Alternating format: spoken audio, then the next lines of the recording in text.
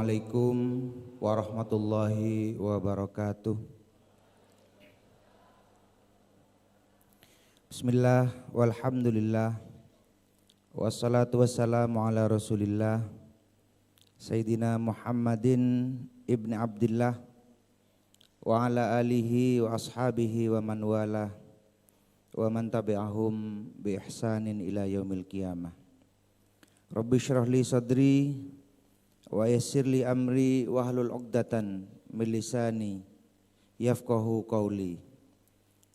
Rabbana atina min ladunka rahmatan wa hayyi lana min amrina rasyada amma ba'du. Hadratal muhtaramin wal mukarramin, para masyayikh, para habaib, wabil khusus yang kita takdimi dan kita patuhi bersama pengasuh Pondok Pesantren Nurul Jadid Kiai Haji Muhammad Zuhri Zaini dan Habib Ahmad bin Novel bin Salim Jindan. Insyaallah nanti akan menyampaikan mau'izah beserta Kiai Haji Marzuki Mustamar yang saat ini sedang dalam perjalanan. Moga-moga oleh Allah diberi kelancaran dan keselamatan. Yang terhormat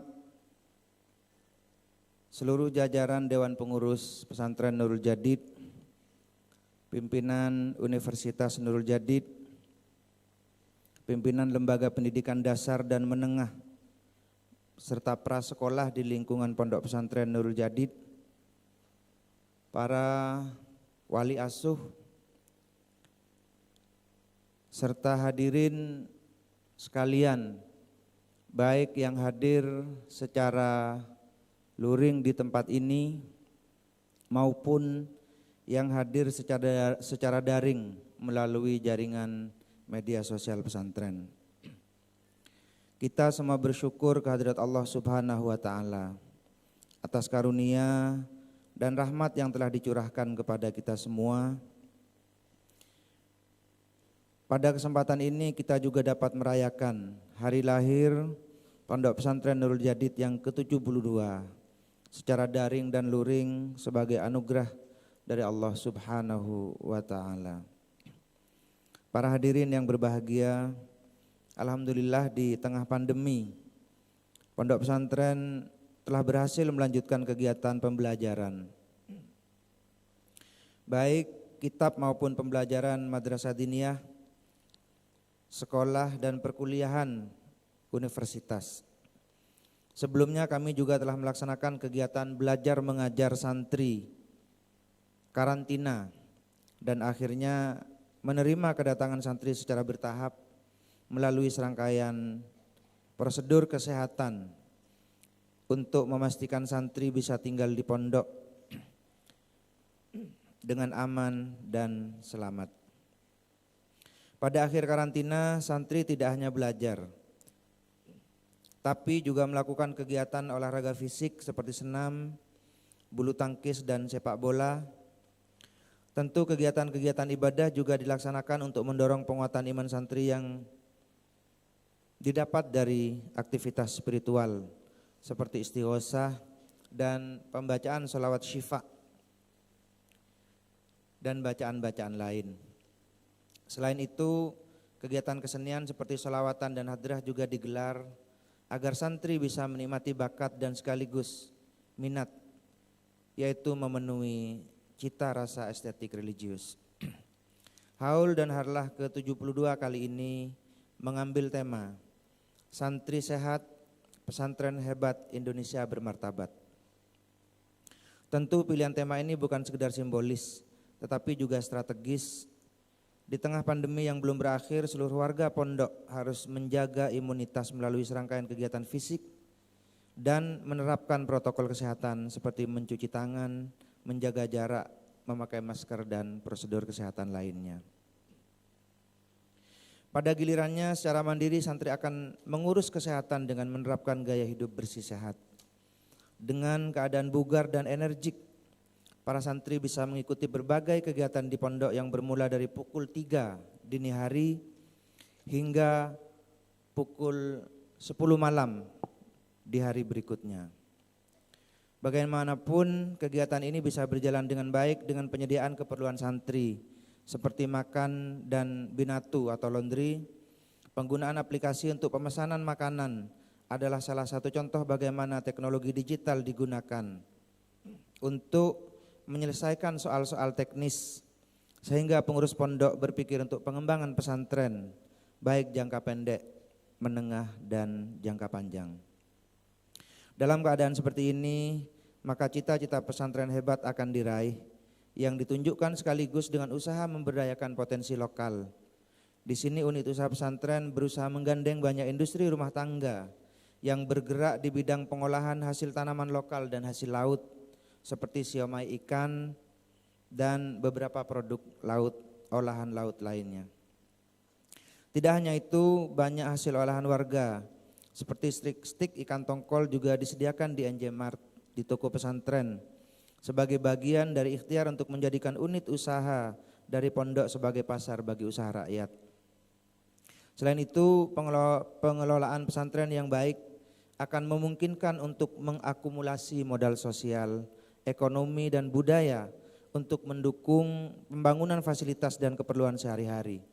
Dengan manajemen yang cermat, usaha ini akan dilakukan secara berkesinambungan, sustainable melalui perbaikan sarana dan prasarana yang senantiasa tentu dilakukan untuk menjadikan pondok menjadi tempat tinggal yang nyaman untuk belajar dan beribadah. Tidak kalah penting dari peran di atas, misi dakwah pesantren merupakan ciri khas dan panggilan ilahi yang tidak bisa ditinggalkan. Di sini ajakan pada jalan agama tidak lagi bersifat konvensional semata-mata, seperti pengajian, ceramah dan istighosah akbar. Kepekaan terhadap instrumen baru dalam penyampaian pesan di era digital harus juga digarap agar kehadiran pondok pesantren tetap relevan dengan perkembangan zaman. Oleh karena itu mungkin upaya untuk memproduksi konten-konten dakwah melalui saluran digital media yang kita miliki terus dikembangkan baik oleh mahasiswa ataupun oleh siswa kita di tingkatan SLTA. Pengajian kitab rutin yang diselenggarakan di pondok pesantren juga disiarkan secara langsung, pengajian oleh pengasuh maupun beberapa pengajian lain, melalui media sosial agar bisa menjangkau alumni dan khalayak ramai. Hasil rekaman ini bisa sekaligus dijadikan sebagai konten agar bisa didengar umat secara offline. Apabila santri sehat dan pesantren bisa diwujudkan, Indonesia bermartabat merupakan impian untuk memenuhi panggilan cinta tanah air yang otentik. Di sini kecintaan tidak hanya ditunjukkan dengan slogan dan kepalan tangan, tetapi kerja-kerja praksis yang mendayagunakan potensi ekonomi, budaya dan sosial secara maksimal. Jika potensi di atas bisa dioptimalkan, maka peningkatan kesejahteraan yang berkeadilan bisa diraih. Di sini kegiatan-kegiatan ekonomi, berbagi atau economic sharing betul-betul melibatkan pemangku kepentingan secara menyeluruh. Namun demikian, kegiatan usaha tidak semata-mata untuk meraih keuntungan, tetapi juga berfungsi sosial. Apa yang dilakukan oleh santri dalam kegiatan bakti sosial sejatinya merupakan realisasi bagaimana pemberdayaan masyarakat mesti dilakukan secara konkret dengan menyelaraskan seluruh komponen. Cita-cita untuk mewujudkan pesantren yang berdiri di atas kaki sendiri bukanlah mustahil. Tentu kehendak ini didasarkan pada sebuah pondasi yang luhur, yaitu Negara Kesatuan Republik Indonesia yang utuh dengan common platform atau kesepakatan bersama untuk hidup dan memelihara kehidupan yang damai di dalamnya. Para hadirin yang berbahagia, Pondok Pesantren Nurul Jadid secara konsisten telah berusaha menjalankan fungsinya sebagai lembaga pendidikan, lembaga dakwah dan lembaga yang aktif ikut dalam perubahan sosial kemasyarakatan melalui ikhtiar mewujudkan visi pondok, yaitu menjadikan pesantren yang membentuk pribadi soleh, berilmu, berwawasan kebangsaan dan berkhidmah kepada masyarakat, Impian ini dijabarkan melalui misi pondok, yaitu pertama, menyelenggarakan pendidikan berdasarkan jenjang, jalur dan jenis. Kedua, menyelenggarakan kaderisasi untuk menghasilkan pemimpin di masyarakat. Ketiga, menyelenggarakan dakwah Islamiyah baik secara lisan, tulisan maupun tindakan. Keempat, melaksanakan pemberdayaan masyarakat dalam berbagai bidang menuju masyarakat mandiri. Kelima, melakukan usaha untuk mencapai kemandirian dalam bidang ekonomi. Dari visi misi tersebut, pembelajaran di masa pandemi tetap dilaksanakan dengan perubahan cara penyampaian, yaitu melalui e-learning untuk perguruan tinggi, mengingat mahasiswa yang belajar di sini terdiri dari pelajar yang tidak bertempat di asrama kebanyakan, dengan menggunakan aplikasi Zoom atau Google Meet ataupun aplikasi e-learning yang telah dibuat oleh lembaga perguruan tinggi. Demikian pula kegiatan pengembangan dari santri di berbagai wilayah tetap dilakukan secara rutin. Misalnya dengan mengundang pembicara yang kompeten terkait bagaimana cara mengenal kepribadian. Melalui kegiatan seperti ini, santri tidak hanya menekuni kegiatan pembelajaran, tapi juga merawat semangat untuk terus belajar dan menemukan bakat dan minat selama berada di pondok pesantren. Dorongan ini untuk memenuhi pesan pendiri pertama, yaitu Ki Haji Zaini Mun'im, bahwa pondok tidak hanya hendak mencetak ulama belaka, tapi juga orang yang soleh dan bermanfaat bagi bangsa dan negara. Betapapun keterbatasan untuk melakukan kegiatan, namun pondok dan unit-unit di bawahnya tetap bersemangat untuk melakukan aktivitas pembelajaran dan kurikulum. Dengan keteguhan inilah pondok pesantren mendapatkan penghargaan dari pengurus besar Nahdlatul Ulama sebagai institusi pendidikan yang dapat menangani dengan baik COVID-19 di tingkat nasional. Selain itu, prestasi mahasiswa juga membanggakan. Alhamdulillah, baru-baru ini 3 orang mahasiswa pendidikan bahasa Arab berhasil memenangkan tempat pertama lomba debat berbahasa Arab di Universitas Muhammadiyah Malang. Dengan kejayaan ini,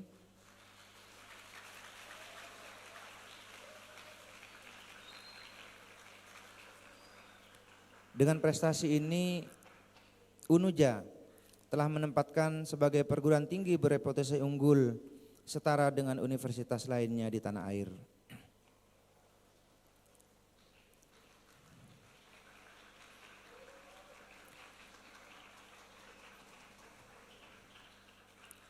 Selain itu, pondok dan universitas tidak hanya memberikan perhatian pada pendidikan, tapi juga pada pengabdian. Ada beberapa kegiatan yang telah dilakukan. Yang pertama, inisiasi pesantren melalui Universitas Nurul Jadid mengembangkan pariwisata, khususnya pariwisata syariah, dengan melibatkan 3 bupati pemerintah daerah, yaitu Probolinggo, Situbondo dan Bondowoso. Kedua, membuat solar cell atau pembangkit listrik tenaga surya yang dilakukan oleh mahasiswa Fakultas Teknik Universitas Nurul Jadid.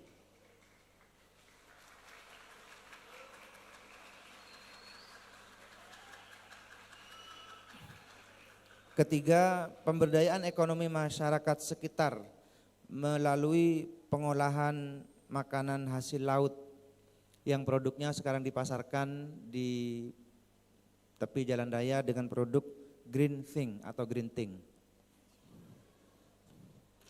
Kalau green thing berpikir hijau atau lingkungan, tapi green thing itu tempatnya di utara kita, pinggir laut. Yang ketiga, pengadaan ambulan yang diperuntukkan untuk keperluan masyarakat sekitar. Kita menyediakan saat ini, insya Allah kita sudah punya 4 ambulan, 1 ambulan jenazah yang digratiskan untuk masyarakat, dan 2 ambulan untuk sakit dan 3 untuk penjemputan.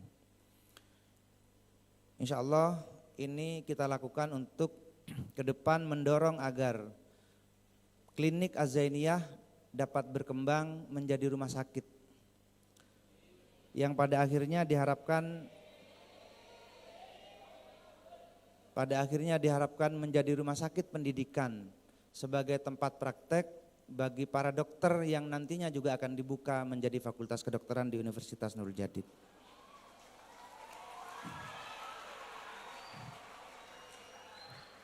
Keberhasilan pondok pesantren dalam menjalankan amanah yang diemban tentu adalah berkat doa kita bersama, dan tentu juga adalah dukungan dan kerjasama dari seluruh pihak, terutama pihak terdekat, para alumni, wali santri, dan simpatisan.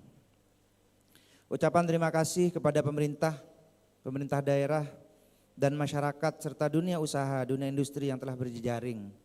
Di antaranya PT YTL yang mengelola listrik di PLTU, PJB, Jawa Power, Epomi, dan beberapa jejaring perbankan. Semoga apa yang telah dilakukan oleh Pondok Pesantren Nurul Jadid diridhai oleh Allah Subhanahu wa taala. Tentu upaya-upaya yang dilakukan Pondok Pesantren Nurul Jadid masih belum memenuhi beberapa harapan dari banyak pihak. Oleh sebab itu dukungan dan doa dari para wali santri, alumni serta masyarakat luas tetap sangat kita harapkan.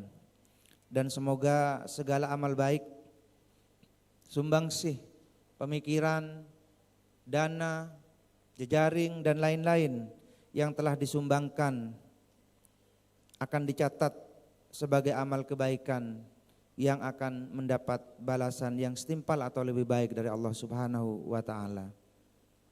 Demikian sambutan dan sekaligus juga laporan yang telah kami sampaikan. Atas segala kekurangan kami mohon maaf. Wallahul muwaffiq ila aqwamit thoriq. Wassalamualaikum warahmatullahi wabarakatuh.